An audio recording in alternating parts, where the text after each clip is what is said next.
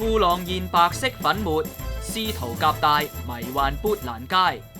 早兩日有人同我哋報料話，超級有型嘅司徒夾帶喺砵蘭街一棟唐樓落咗嚟之後，就跌跌撞撞、迷迷糊糊，仲坐咗喺地下上面添。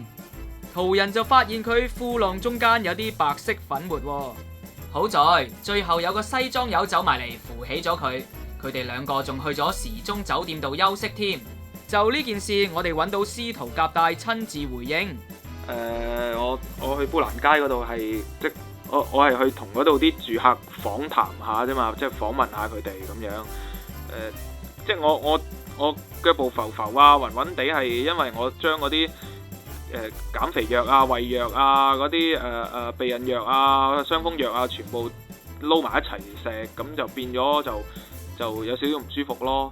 至於嗰啲白色粉末係因為我最近我支